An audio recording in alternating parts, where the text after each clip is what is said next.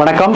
ஆலம் life YouTube சேனல்லேருந்து நான் உங்கள் மாணிக்கவாசன். இன்னைக்கு மக்கள் குரல் நிகழ்ச்சி வாயிலாக தெரிஞ்சுக்கிறது என்ன அப்படின்னு பார்த்தீங்கன்னா, நம்ம இந்திய தேர்தல் ஆணையம் பீகார் மாநிலத்தை அங்கிருந்து புலம்பெயர்ந்த மக்கள் இருக்காங்க, ஒவ்வொரு மாநில புலம்பெயர்ந்த மக்கள் இருக்காங்க. அந்த மக்களுடைய வாக்காளர் வரைவு சீர்திருத்த பணியை மேற்கொண்டு அங்க இருக்கிறவங்களுடைய வாக்காளர் அடையாள அட்டையில நீக்கம் செய்துட்டு இப்ப புலம்பெயர்ந்த மாநிலத்தில் யார் யார் எங்கெங்க இருக்காங்களோ அவங்களுடைய வாக்காளர் அங்கேயே வாக்கு செலுத்திக்கலாம், அங்கேயே ஓட்டுரிமை பெறலாம் அப்படின்னு சொல்லிட்டு இப்ப இந்திய தேர்தல் ஆணையம் அதை ஒரு கருத்தா முன் வச்சு சட்ட திருத்தம் கொண்டு வந்திருக்காங்க. அதை பத்தின மேலும் தகவல்களை நம்ம மக்கள்கிட்ட கேட்டு தெரிஞ்சுக்கலாம் வாங்க. தேர்தல் கமிஷன் குறிப்பா தமிழ்நாட்டிலே ஒரு 6.5 லட்சம் வாக்காளர்களை வடமாநில தொழிலாளர்களை நாங்கள் வாக்குரிமை வழங்க இருக்கிறோம் என்கிற பெயர்ல ஒரு சிறப்பு வாக்காளர் திருத்தம் என்கிற பெயரில் அந்த 6.5 லட்சம் பேரை தமிழ்நாட்டிற்கு வாக்குரிமை வழங்குவதாக அறிவித்திருக்கிறது. இது வந்த பிறகு எல்லா கட்சிகளும் அது சரி தப்பு பற்றி பேசுகிறார்கள். இப்படி வடமாநில தொழிலாளிகளுக்கு நீங்கள் வாக்குரிமை கொடுத்தால் அது தமிழ்நாட்டில் இருக்கிற தமிழ் மக்களுக்கு அதிகாரம் இல்லாமல் வடமாநில தொழிலாளிகள் அதிகாரத்தை தீர்மானிக்கிற அல்லது ஆட்சியாளர்களை தீர்மானிக்கிற நிலைக்கு சென்றுவிடும். இது கொடுக்க கூடாது என்கிற கருத்திலே பல கட்சிகளும் பேசுகிறார்கள். விசிகாவோ அல்லது சிபிஐ சிபிஎம்மோ இன்னும் இருக்கிற பல கட்சிகள்லாம் இதுக்கு கண்டனம் தெரிவிக்கிறாங்க. தமிழ்நாட்டினுடைய யதார்த்த நிலைமை அப்படின்னு எடுத்துக்கிட்டோம்னா தமிழ்நாட்டில் 70 லட்சத்திற்கும் மேற்பட்டவர்கள் வடமாநில தொழிலாளிகளா இருக்கிறாங்கன்றது நமக்கு தெரியும். அப்ப இவர்களுக்கெல்லாம் வாக்குரிமை கொடுத்தால் தமிழ்நாட்டினுடைய அதிகார மாற்றம் என்பது வடமாநிலத்தவர் கையிலே மாறுமானா அது குறைஞ்சபட்சம் அதுல சில உண்மைகள் இருக்கத்தான் செய்யுது. ஆனால் அதே சமயத்தில் இன்னைக்கு பீகார்ல இந்த விஷயத்தை நம்ம அங்கிருந்தே தொடங்கி பார்த்தால் தேர்தல் கமிஷன் என்பது ஒரு தில்லுமுள்ளு கமிஷன். அது பாஜக RSS அடிவரடி அமைப்பாக இருக்கிறது என்பது நமக்கு நல்ல தெள்ள தெளிவா தெரியும். குறிப்பா நான் எப்படி சொல்றேன்னா, பீகார்ல இருக்கிற 2 மிக முக்கிய நபர்கள் தேர்தலை புறக்கணிக்க சொல்லியிருக்கிறார்கள். அதில் ஒருத்தர் அபே சுக்லா என்பவர் யாருன்னு கேட்டீங்கன்னா முன்னாள் IAS அதிகாரி, ஓய்வு பெற்ற அதிகாரி. பீகாரிலே தேர்தல் கமிஷன் நடத்துகிற இந்த வாக்காளர் தகுதி நீக்கம் 65 லட்சம் பேர் அங்க நீக்கிறதா அறிவிச்சிருக்காங்க இந்த சிறப்பு சட்டத்தின் SRI மூலமா. அதுல இப்படி 65 லட்சம் பேரை நீக்குவது என்பது இந்த நாடாளுமன்ற சட்டமன்ற அல்லது தேர்தல் ஜனநாயகத்திற்கு உட்பட்டதே அல்ல. இப்படிப்பட்ட அதிகாரத்தை தேர்தல் கமிஷன் எடுத்துக்கொள்ளவே முடியாது. ஆகவே இது எதிர்கட்சிகளுக்கெல்லாம் நீங்கள் இந்த நிலையில என்ன செய்ய வேண்டும் என்றால் தேர்தலை புறக்கணிப்புதான் சரி என்ற கோரிக்கையை வைத்து ஒரு முன்னாள் IAS பேசுகிறார். ஒரு எழுத்தாளர் சொல்லக்கூடிய ஒரு எழுத்தாளர், அவர் பிரிண்ட் லைன்ல எழுதியிருக்கிறார். தேர்தல் கமிஷன் நடத்துகிற தொடர்ந்து தில்லுமுழுகளும் மோசடிகளையும் அம்பலப்படுத்தியிருக்கிறார். அதே போல தி வயர் என்கிற இணையதளத்தில் பேட்டி கொடுத்திருக்கிறார். அந்த பேட்டியில குறிப்பாக தேர்தல் கமிஷன் நடத்துகிற அனைத்து வேலைகளும் இன்னைக்கு வாக்காளர்களை நாங்கள் நீக்குகிறோம், சேர்க்கிறோம், சிறப்பு முகாம் நடத்துகிறோம் என்கிற பெயரிலே NRC கொண்டு வருகிற சமயங்களில் எப்படி இஸ்லாமிய மக்களை அந்த தேர்தலுக்குள்ளே வாக்களிக்கிற உரிமையை கொடுக்க கூடாது, 3ஆம் தர குடிமக்களாக இந்தியாவை விட்டு வெளியேற்றுகிற ஒரு சூழ்நிலை உருவாக்குகிற நோக்கிலே NRC கொண்டு வருகிற வேலையை செய்தார்களோ அதை இப்பொழுது வேறு வகையிலே எலெக்ஷன் கமிஷன் வச்சு செய்றாங்க. அது எப்படி அப்படின்னா, வங்காளத்திலிருந்து வருகின்ற முஸ்லிம்கள்லாம் வாக்குரிமை பெற்றுக்கொண்டு அதன் மூலமாக தொடர்ந்து அரசு கொடுக்கிற சலுகை எல்லாம் இஸ்லாமிய மக்களுக்கு போகுது. ஆனால் இங்க இருக்கிற இந்து மக்கள் பாதிக்கிறார்கள்.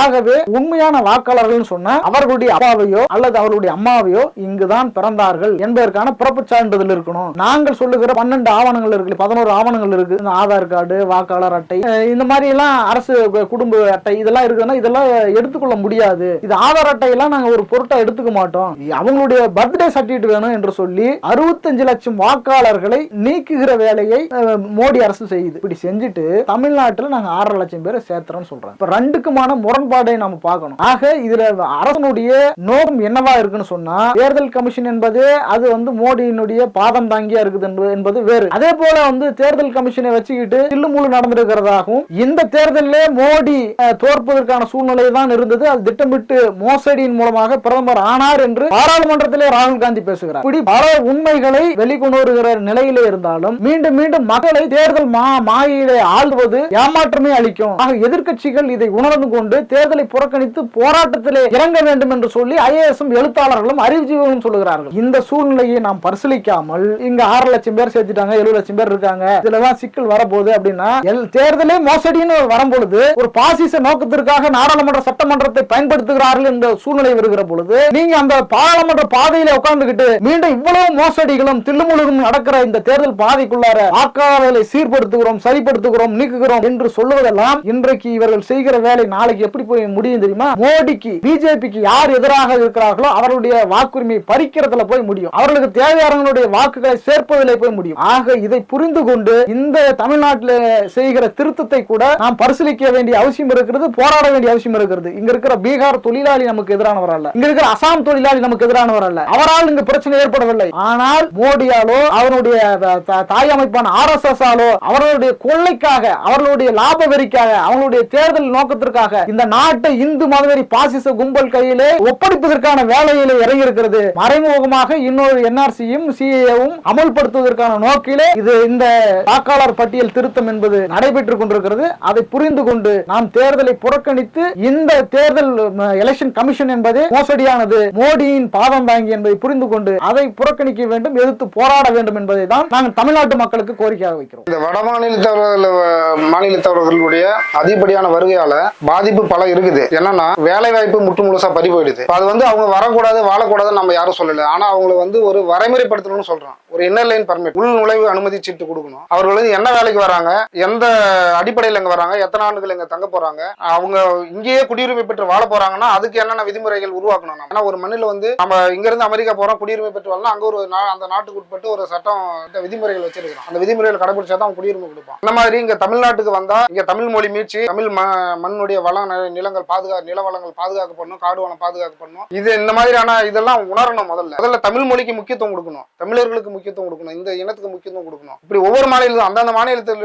இருக்கக்கூடிய அந்தந்த இன மக்களுக்கு முன்னுரிமை கொடுக்கும். இப்ப தமிழ்நாட்டுக்கு வராங்க, எல்லா நாட்டுக்காரும் வரலாம், எல்லா மாநிலத்துக்காரும் வரலாம், வாழலாம். அவங்க வாழ்றதுக்கு ஒரு வரைமுறைப்படுத்தணும். இன்னைக்கு பல கற்பழிப்புகள், கொலைலாம் நடக்குது. அதுல பாத்தீங்கன்னா பெரும்பான்மையான குற்றவாளிகள் வட மாநிலத்தில் வர இருக்கிறாங்க. குறிப்பா பீகார், மேற்கு வங்கம் இந்த மாநிலத்தில் சேர்ந்த மக்கள் தான் இங்க வாழ்றாங்க. இவங்க குஜராத், ராஜஸ்தான் இந்த மாதிரியான மக்கள் இவங்க பெரும்பாலும் ஈடுபடக்கூடிய வங்கி கொள்ளையில இருந்து, ATM கொள்ளையில இருந்து எல்லாமே இந்த வட மாநிலத்தவர்கள் தான் அதிகப்படியான பேர் அடிபடுது. இதுக்கு என்ன பண்ணணும்னா ஒரு வரைமுறை உள்நுழைவு அனுமதி சீட்டு கொண்டு வந்து அவங்களை வரைமுறைப்படுத்தி, இன்னொன்னு அவங்களை வந்த உடனே இந்த வாக்காளர் உரிமை கொடுக்கறது முற்று முழுதா தடுத்து நிறுத்தணும். அவங்க குறைஞ்சபட்சம் ஒரு 20 ஆண்டுகளுக்கு மேல இங்க வாழ்ந்து இந்த கலாச்சாரத்தோட ஒன்றி போய் இந்த மண்ணு மக்களை பாதுகாக்கக்கூடிய அவங்க தன் நிலைப்பாட்டுக்கு வந்ததுக்கு அப்புறம் தான் அவங்க வாக்குரிமை கொடுக்கணும். அப்படி கொடுத்தா மட்டும்தான் இந்த உரிமை பாதுகாக்கப்படும். அது இல்லாத பட்சத்துல நம்ம உரிமை நாளைக்கு தலைமுறை உரிமை முற்று முழுதா பறி போயிடும். இந்த மக்கள் எழுச்சி தான் எல்லாத்துக்குமே தீர்வு. மீண்டும் அதை தான் சொல்றோம். அரசியல் கட்சிகளால இந்த தீர்வு காணவே முடியாது. ஆனா அரசியல் கட்சிகள் எல்லாமே வாக்கு முன்னிறுத்தி மட்டும் தான் வேலை செய்வாங்க, மக்களுடைய வாழ்க்கை முன்னிறுத்தி வேலை செய்ய மாட்டாங்க. மக்கள் தங்களுடைய வாழ்க்கையும் தன்னுடைய வருங்கால தலைமுறை நிலைநிறுத்தணும் அப்படின்னா அரசியல் தெளிவு பெற்று இந்த புரட்சி இந்த மாதிரியான இது புரட்சிகளை முன்னெடுத்து இதை தடுத்து நிறுத்தணும். மக்கள் புரட்சி மட்டும் தான் இது தீர்வு. நான் உங்கள் வெங்கடாச்சலம், தருமபுரி மாவட்டம் கிராம விழிகள் அறக்கட்டளை ஃபவுண்டர் அண்ட் சேர்மன். கிராம விழிகள் அறக்கட்டளை கிராம வளர்ச்சிக்காகவும் கிராம மேம்பாட்டிற்காகவும் செயல்படுகின்ற ஒரு தன்னாட்சி அமைப்பு. இன்னைக்கு அரசியல்ல பரபரப்பா பேசிக்கிட்டு இருக்க ஒரு விஷயம் என்னன்னா, பீகார் வரைவு வாக்காளர் திருத்த பட்டியல்ல இருந்து 65 லட்சம் வாக்காளர்களை நீக்கி இருக்காங்க. இதனால தமிழ்நாட்டுல என்ன தாக்கம் ஏற்பட போகுது அப்படின்றத தான் கேட்டிருக்காங்க. தமிழ்நாட்டுல என்ன தாக்கம் ஏற்படும்? புலம்பெயர் தொழிலாளர்கள் 65 லட்சம் பேர்ல கிட்டத்தட்ட 7 லட்சம் பேர் தமிழ்நாட்டுல இருக்காங்கன்னு சொல்லுது ஒரு அதிகாரப்பூர்வ கணக்கு. இவங்களால என்ன பாதிப்பா? ஏற்கனவே பாத்தீங்கன்னா புலம்பெயர் தொழிலாளர்களால இங்க இருக்கவங்களுக்கு வேலை இல்ல அப்படின்ற ஒரு பிரச்சனை இருக்கு. இது இல்லாம அவங்க குறைவான சம்பளத்துல வேலை பார்க்கறதுனால ஊதிய முரண்பாடுகள் இருக்கு. அவங்க குறைவான சம்பளத்துல வேலை பார்த்துட்டு இருக்கறனால நம்ம ஆட்களுக்கு, தமிழகத்தை சேர்ந்த மக்களுக்கு வேலை வாய்ப்பு மறுக்கப்படுகிறது. இது இல்லாம பாத்தீங்கன்னா திருப்பூர், கோயம்புத்தூர், ஈரோடு போன்ற மாவட்டங்கள்ல வீடு கிடைக்கிறதே வாடகை வீடு சிறை கொம்பாக உள்ளது. இட நெருக்கடி அதிகமா இருக்கு. இதனால குடிநீர் பிரச்சனை, மின்சார தட்டுப்பாடு, கழிவு நீர் சுகாதாரம் இதெல்லாம் சீர்கேடுகள்லாம் இருக்கு. இது இல்லாம தொற்றுநோய் பரவும் ஆபத்து புலம்பெயர் தொழிலாளர்களாக இருக்குன்னு சொல்லியிருக்காங்க. இன்னைக்கு இந்த 7 லட்சம் வாக்காளர்கள் தமிழகத்துல இருக்கிற இவங்க என்ன பண்ண போறாங்க அப்படின்னா, இந்த இடத்துல நிரந்தரமா வசிக்கிறாங்க அப்படின்னு அவங்களை சர்க்குலேட் பண்ணிட்டு அவங்கள வாக்காளர் பட்டியல்ல சேர்க்க போறாங்க.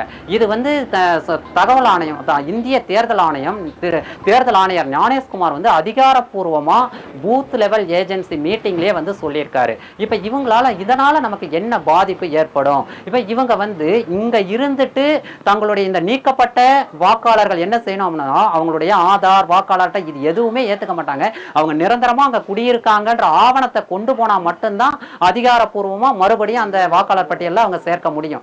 இத்தனை பேரும் தமிழ்நாட்டுல இவங்களை வாக்காளர் பட்டியல்ல பெயர் சேர்த்துட்டாங்க அப்படின்னா கட்டாயம் ஒரு ஆட்சி மாற்றமே உருவாகக்கூடிய சூழல் கூட உருவாகும். அவங்க பிரதிநிதித்துவப்படி அவங்கள ஒருத்தர் தான் அந்த இடத்துல வேட்பாளரா நிப்பாங்க, அதிகாரப்பூர்வ கேண்டிடேட்டா செலக்ட் ஆகி வர முடியும். இதனால கட்டாயம் என்ன அதிகாரம் வந்து பரவலாக்கப்படுகிறதுன்ற ஒரு சூழல் வந்தாலும் இந்த தமிழ்நாட்டோட உரிமைகள்ல கட்டாயம் பாதிப்பு ஏற்படும் அப்படின்றதான் என்னுடைய கருத்து. இதுல இந்திய தேர்தல் ஆணையம் கொடுத்திருக்கிற விளக்கம் என்ன அப்படின்னா, அவங்க நிரந்தர குடியிருப்பு வாசிகளா தற்காலிக குடியிருப்பு வாசிகளா அப்படின்லாம் சொல்லியிருக்காங்க. இப்போ ஒருத்தர் பீகார்ல வீடு இருக்கு, அவர் இங்க வந்து நிரந்தர தொழிலாளர்கள் இல்ல, தற்காலிக தொழிலாளர்கள் தான். அவங்க திரும்ப சாத் போன்ற பண்டிகைக்கு அவங்க பீகாருக்கு தான் போக போறாங்க. ஆனா அவங்க என்ன செய்யறாங்கன்னா, இங்கேயே வந்து வாக்காளர் அட்டையை வாங்கிட்டாங்கன்னா இங்க அனைத்து விதமான உரிமைகளும் வந்து அவங்களுக்கு கொடுக்கப்பட்டு விடும். இங்கேயே வந்து வீடு வாங்கிடுவாங்க, நிலம் வாங்கிடுவாங்க. இந்த மாதிரி பிரச்சனைகள் வரும்போது தமிழ்நாட்டோட அடிப்படை வாழ்வாதார பிரச்சனைகள் கட்டாயம் பாதிப்புக்குள்ளாகும்.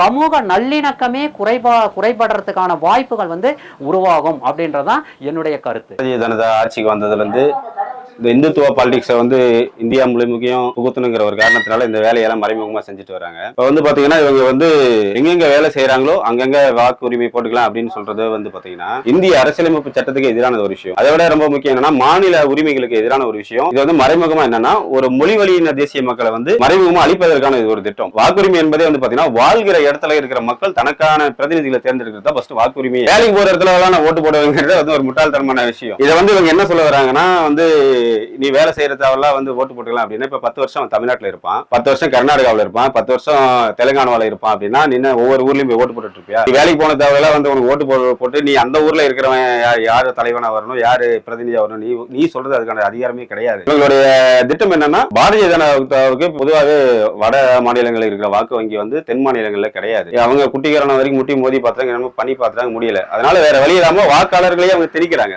இந்த வட இந்தியர்கள் வருவதனால இங்க என்ன பிரச்சனை ஆகுதுன்னா, அவன் வந்து வேலைக்கு வந்தானால அங்க என்ன குற்ற செயல் செஞ்சுட்டு வரான், என்ன பிரச்சனை பண்ணிட்டு வரான் நமக்கு எதுவுமே தெரியாது. நாம என்ன சொல்ல வரோம்னா, இப்ப தமிழ் தேசியம் சார்ந்து பேசுகிற கட்சிகளாகட்டும், கண்ணன் சீமானோ வேலுமுருகனோ இயல்பா மக்கள் எல்லாம் ஒரு இன்டர்லைன் பர்மிட் கார்டு வட இந்தியாவில் ஒரு 7 மாநிலங்கள் இருக்குல்ல, அந்த மாதிரி பண்ணி பர்மிஷனோட உள்ள வாங்கன்னு தான் சொல்ல வரோம். இவங்க என்ன சொல்ல வராங்க, ஏன் தமிழ்நாட்டுக்காரலாம் வெளியில வேலைக்கு போறது இல்லையா அப்படின்னு கேள்வி கேட்கறாங்க. நம்ம தர்மபுரியில எடுத்துக்கிட்டீங்கன்னா பெங்களூர் வேலைக்கு போறாங்க, ஹைதராபாத் வேலைக்கு போறாங்க, எல்லாரும் வேலைக்கு தான் போறாங்க. ஓட்டு போட்டுனா தர்மபுரியில தேர்தல் வந்து தர்மபுரியில ஓட்டு போட்டு தான் போறாங்க, தாண்டி அங்க போய் யாரும் வாக்கு செலுத்துறது இல்லை. இவங்க முதல்ல வந்து பாத்தீங்கன்னா ரேஷன் கார்டு கொண்டு வந்தாங்க, இப்போ வந்து வாக்குரிமை கொண்டு வந்து வராங்க. இது வந்து பாத்தீங்கன்னா இது வந்து தேவையில்லாம அரசாங்கத்துக்கு தேவையில்லாத செலவு தான். ஏன் சொல்றேன்னா, நீங்க வந்து எப்படி வருஷம் ஒரு தேர்தல் ஆணையத்து மூலம் வச்சு வருஷம் கணக்கு எடுத்திருப்பீங்களா? இந்த 10 வருஷம் இங்க வாக்குரிமை கொடுப்பீங்க, அடுத்த 10 வருஷம் வேற மாநிலத்தில் போனா அங்க வாக்குரிமை கொடுப்பீங்க. இதனால யாருடைய பணம் வீணாகும்? மக்களுடைய வரி பணம் தான் வீணாகும். இது வந்து முதல்ல வந்து அரசாங்கத்துக்கு பெரிய இழப்பு தான் சந்திக்கும். இது வந்து மூன்றாவது ஒரு விஷயம் பாத்தீங்கன்னா, இந்த திட்டம் வந்து ரொம்ப பாதிக்கப்பட போகுது பட்டியல் சமுதாய மக்கள் தான். அதாவது எஸ்சி ஷெட்யூல் காஸ்ட். உங்களுக்கு தெரியும், நம்ம தமிழ்நாட்டில் இருக்கிற 234 தொகுதியில 48 தொகுதி வந்து பட்டியல் சமுதாய மக்களுக்கான தொகுதி. இப்ப ஒரு உதாரணம் உங்களுக்கு சொல்றேன்னா, 8 கோடி மக்கள்ல வந்து 2 கோடியே 20 லட்சம் மக்கள் இருக்கிறாங்க. அவங்க அதன் அடிப்படையில அவங்களுக்கு வந்து 48 தொகுதி கொடுக்குறாங்க. ஒருவேளை 1 கோடி பேர் நார்த் இந்தியன் உள்ள வரான்னு வச்சுங்களேன், அப்ப 9 கோடி மக்கள்ல 2 கோடியே 20 லட்சமா இருப்பானுங்க. அப்ப 22% வந்து பாத்தீங்கன்னா 18% மாறிடும். அப்ப அந்த 18% நீங்க கணக்கு போடும்போது 48 தனி தொகுதிங்கிறது 36 தனி தொகுதியா மாறிடும். உங்களுக்கு புரியுது இல்லைங்களா? இது வந்து ஒரு மறைமுகமா வந்து பாத்தீங்கன்னா அவங்களுக்கு இது வந்து மிகப்பெரிய பிரச்சனை தான். இதை வந்து மாநில உரிமை தான் பேசுறேன் அப்படின்னு சொல்லிட்டு இருக்கிற குறிப்பா இந்த திமுக 70 வருஷமா நம்ம தலையில முறையா அரைச்ச திமுக இதை வந்து மிக கடுமையா எதிர்க்கிற மாதிரி எதிர்க்கிறாங்க. தாண்டி மறைமுகமா அவங்களுக்கு ஒரு மகிழ்ச்சி தான். இதுல அதிமுகவுக்கு ரொம்ப மகிழ்ச்சி. ஏன்னா அவன் வந்து எப்படி பிஜேபிக்கு தான் ஓட்டு போடுவான். பிஜேபி அதிமுக கூட்டணி இல்லைங்கன்னா நாம ஜெயிச்சலான்னு எடப்பாடி ஒரு கணக்கு போறாரு. பிஜேபி 10 எம்எல்ஏ இருந்தாலே அவன் பயங்கரமா ஆட்டாடுவான். ஒரு 30 எம்எல்ஏ ஒண்ணுமே இல்லாத போது எடப்பாடி ஒரு குடும்பம் எவ்வளவு ஆட்டி படிக்கிறான்றது எல்லாத்துக்கும் தெரியும். அவன் ஒரு 20 எம்எல்ஏ ஆனா எடப்பாடி வச்சிருப்பாங்க அந்த இடத்துல. இதை வந்து முதல்ல அதிமுக எதிர்க்கணும்.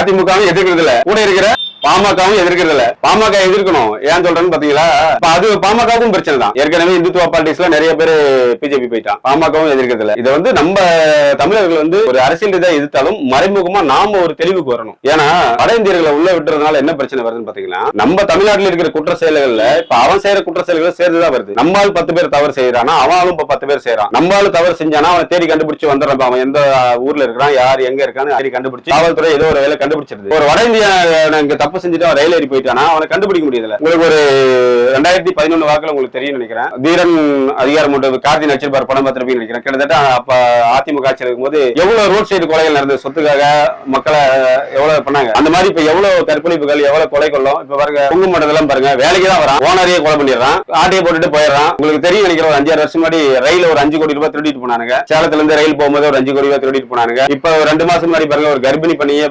கீழே தள்ளி விட்டு எவ்வளவு பெரிய பிரச்சனை வச்சு ரயில்ல. இது வந்து இதை தவிர்க்கணும். நம்ம மக்கள் அடிப்படையில வந்து அவனுக்கு வேலை கொடுக்க கூடாது. நம்ம தருமபுரி எடுத்துக்காங்களேன், 100 பேர் நான் ஃபர்ஸ்ட் நகை கடை எடுத்தீங்கன்னா 200 கடை இருக்கு. நார்த் இந்தியன்ஸ் மட்டும் 200 கடை வச்சிருக்கான். இங்க உள்ள முதலாளிகள் அவனுக்கு வாடகை தர மறுக்கணும். ஃபர்ஸ்ட் ராஜஸ்தான் ஸ்டாலின் 16 கடை இருக்கு. எனக்கு தெரிஞ்சு 16 கடை இருக்கு. நம்ம ஊருக்காரன் டீ நல்லா போட மாட்டான், அவன் நல்லா போடுவானா? இதை வந்து மறைமுகமா நாம ஒரு தெளிவுக்கு வரணும். அரசாங்கம் ஒரு பக்கம் எதிர்க்கிறது ஒரு பக்கம் இருக்கணும், மக்கள் நாமளும் தெளிவா இருக்கணும். இதுல ஒரு விஷயம் என்னன்னா, நமக்குள்ள ஒரு இன உணர்வு இருக்கணும். வெறும் சாதிய உணர்வை வச்சுக்கிட்டு மட்டுமே நம்ம எல்லாமே செஞ்சிட முடியாது. இப்ப அடுத்து சிப்கார்டு வரும், இன்னைக்கு இல்லைனாலும் என்னைக்கு இருந்தாலும் சார் தருமபுரிக்கு வரும். ஒரு உதாரணத்துக்கு நான் தருமபுரி மட்டும் சொல்றேன், குறைஞ்சது ஒரு 5000 பேர் இருக்கும். ஏன்னா அவன் தான் குறைந்த வேலைக்கு வரான், அவனோட உழைப்பு திரண்டு இப்ப பாருங்களேன், வசூல் கிட்டத்தட்ட 2 லட்சம் பேர் வந்துட்டாங்களா. அந்த 2 லட்சம் பேர் இல்லைன்னா நம்ம 2 லட்சம் பேருக்கு தான் வேலை கிடைச்சிருக்கும். பீகார்காரருக்கு வேலை இல்லைன்னா அது பீகார் கவர்மெண்ட் பீகார்காரருக்கு வேலை கொடுக்கறதுக்கான ஏற்பாடுகள் என்னவோ அது செய்யணும். ஒரிசாக்காரருக்கு வேலை ஒரிசா கவர்மெண்ட் செய்யணும். நாம செஞ்சுட்டு இருக்க முடியாது. இந்த மத்திய அரசு பணியில குறிப்பா நம்ம தமிழர்கள் யாரும் வேலைக்கு போறது இல்ல. இன்னொரு விஷயம் என்னன்னா, கவர்மெண்டே வந்து கட்டாயப்படுத்துவதில்லை. கர்நாடகாவில் எடுத்தீங்கன்னா அங்க உள்ள மத்திய அரசினுடைய காலி பணியிடங்கள் அவங்களுக்கு தான். ஆனா தமிழ்நாடு அப்படி கிடையாது. டிஎன்பிசிலே ரிலிஸ்டட் தான். இதை வந்து எதுக்குன்னா,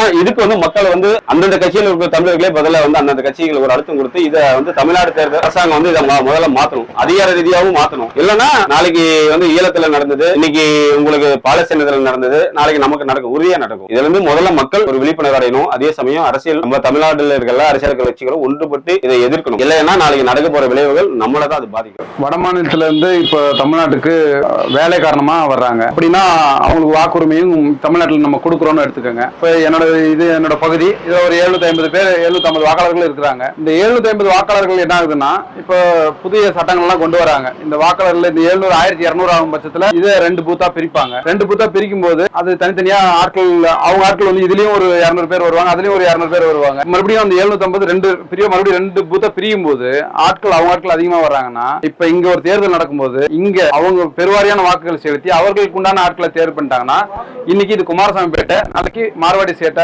மார்வாடி பேட்டையா மாறும், இல்ல வேற ஏதாவது ஒரு பேட்டையா மாறும். வழக்கமா என்னோட இந்த தெருவுக்கான உரிமையை நான் விட்டு கொடுக்க வேண்டிய கட்டாயத்துக்கு வருவேன். நான் என்னோட மண், இது சொந்த ஊர், என்னோட தெரு, நான் பூர்வீகமா இங்க குடியிருக்கிறேன். ஆனா என்னோட வாக்குரிமையை நான் வேற எங்கால யாரோ ஒருத்தனை ஜெயிக்க வைக்கிறதுக்கு பதிலா நான் வடநாட்டை வர்ற தன்னால அவரே ஜெயித்து அவர் ஆட்சிக்கு வந்துருவாரு. இந்த பகுதியில நான் என்னோட உரிமையை கேட்கறதுக்கு நான் அவர்கிட்ட போய் நிக்கிற மாதிரி சூழ்நிலை அரசாங்கம் வழிவகை செய்யுது. அப்படின்னா இது வந்து சட்டத்துக்கு புறமான ஒரு செயலா தான் நம்ம பாக்குறோம். எப்படி சொல்றோம்னா, 1957 இந்த மொழிவாரி மாநிலமா பிரிக்கப்பட்டாங்க இல்லைங்களா, அதுக்கே இது எதிர்ப்பா புதுசா ஒரு திட்டத்தை கொண்டு வர மாதிரி தான் தெரியுது. இது மொழிவாரி மாநிலமா பிரிக்கப்பட்ட மாநிலங்கள் ஏற்கனவே இருக்கு. அந்தந்த மாநில உரிமைகள் அவரவர்கள் பாதுகாத்துட்டு வராங்க. இது சிதைக்கிற நோக்கத்தோட இந்த செயல்பாடு செய்யறோம் நம்ம சொல்றோம். ரேஷன் கார்டுகள்ல நீங்க அந்தந்த ரேஷன் கடையில போய் வாங்கிக்கன்னு சொல்றீங்க. இன்னைக்கு நீங்க வேணா ஒருத்தர் கூட்டுவாங்க, நான் இன்னைக்கு போய் 1ஆம் தேதிக்கு மேல நான் ரேஷன் கடைக்கு போறேன், எனக்கு மளிகை பொருள் நான் கேட்கறேன், எனக்கான இது கிடைக்குது. இப்ப இதே வடமாநிலத்தவர்கள் போய் கேட்டா, இல்ல வேற அந்த கடைக்கு இல்லாத மற்ற கடைக்காரர் அந்த இடத்துல போய் கேட்டா பொருள் கொடுக்குறாங்கன்னு கேட்டீங்கன்னா, நீங்க சட்டம் ஏற்றிட்டீங்க, கொடுக்கணும் சட்டம் ஏற்றியாச்சு, ஆனா அவங்க கொடுக்கறது இல்ல. 24ஆம் தேதி 25ஆம் தேதிக்கு மேல போய் வாங்கிக்கன்னு சொல்றாங்க. இப்ப அவங்களுக்கு உண்டான உரிமை நேரம் சரியா கொடுக்கப்பட்டுச்சான்னு கேட்டா இல்ல. அதே போல இந்த வாக்காளர் விஷயத்தை பொறுத்த வரைக்கும் இவங்க வேற ஆளு கொண்டு வந்தாங்கன்னா என்னோட உரிமையை பறிக்கிறாங்க, நேரடியா பறிக்கிறதுக்கான வேலையை செய்யறாங்க. ஒண்ணு. அதே போல இந்த தேர்தல் நடைமுறையே மிகவும் ஒரு தவறான ஒரு நடைமுறையை தான் இன்னைக்கு நான் பாக்குறோம். ஏன் அப்படி சொல்றோம்னா, சமீபத்துல இந்த ஊடக செய்திகள் எல்லாம் பாக்குறோம். அதை பார்க்கும்போது ட்ரம்ப் ஒரு செய்தி போட்டதா பார்க்கப்படுது. இந்த வாக்கேந்திர பெட்டியில நீங்க தேர்தல் அது முட்டாள்கள் செயல்ன்ற போல ஒரு செய்தி.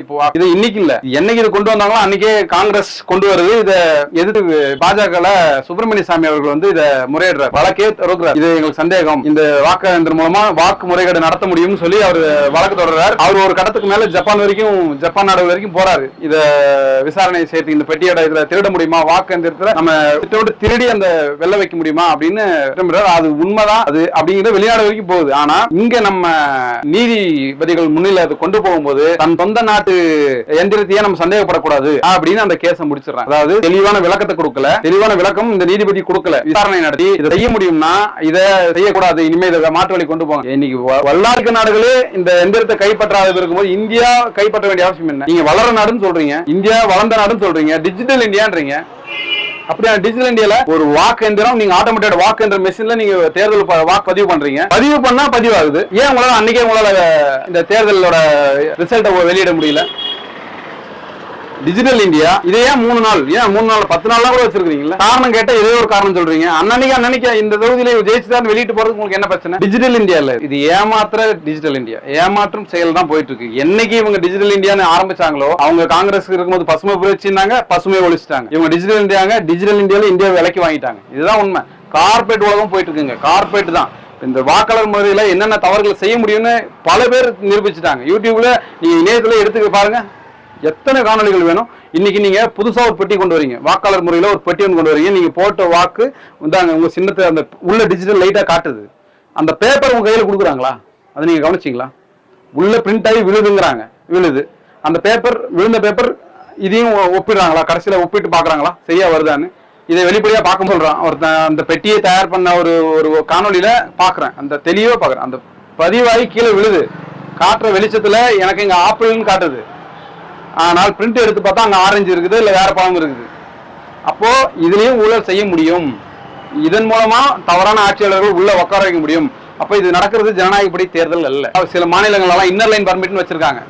நீங்க இங்க இருந்து அங்க போயிட்டு வேலை பார்க்கலாம், அதுக்கும் இன்னர் லைன் பர்மிட் வாங்கிட்டு தான் உள்ள போற மாதிரி இருக்கும். இந்தியாவுக்குள்ளேயே நான் சொல்றேன், ஒரு ஸ்டேட் உண்டான உரிமைன்னு ஒன்று இருக்கும். அதை பறிக்கிற நோக்கத்தோட செயல்பாடுதான் இது. இருக்கிற அடிப்படை ஒரே உரிமை கடைசியா இருக்குதுன்னா அந்த வாக்குரிமை தான். இப்ப நான் என்ன கேட்கிறேன், இலங்கை தமிழ்நாட்டு ஒட்டி இருக்கிற இலங்கையில இருக்கிற தமிழர்கள் அங்கே இங்கேயும் நமக்கு மிஞ்சி போனா ஒரு 15 கிலோமீட்டர் 20 கிலோமீட்டருக்குள்ள இருக்குது. இந்த இடைவெளி பாருங்க, இந்த 20 கிலோமீட்டர் வந்துட்டு அகதிங்கிறீங்க. ஒரு மொழி பேசக்கூடிய எங்களை நீங்க அகதிங்கிறீங்க. என் சொந்த பந்தங்கள் இங்க இருக்காங்க அங்கே இருக்காங்க, அவங்கள அகதிங்கிறீங்க. ஆனா எந்த மொழின்னே தெரியாது, என்ன இதுன்னு தெரியாது. எங்க இருந்தோ இங்க இருந்து கிட்டத்தட்ட 1000-2000 கிலோமீட்டர் தூரத்துல இருந்து அங்க இருந்து வந்து இங்க வாக்குரிமை கொடுக்கலான்னு சொன்னா இது எப்படியான செயல்? என்ன கேட்டா இங்க கர்நாடகா எல்லை தாண்டி நம்ம வெளியே கர்நாடகா போயிட்டாவே, இங்க இருந்து பார்டர் தாண்டி கர்நாடகா போயிட்டா அங்க நம்மளை மதிக்கிறது இல்ல. அவர்கள் நம்மளை மதிக்கிறாங்களா? என்னைக்காவது பாத்துருக்கீங்களா? நீங்க போங்க, செருப்பை விட கேவலமா நம்ம நடத்துவோம். ஒரு செருப்பை விட கேவலமா நடத்துவோம்.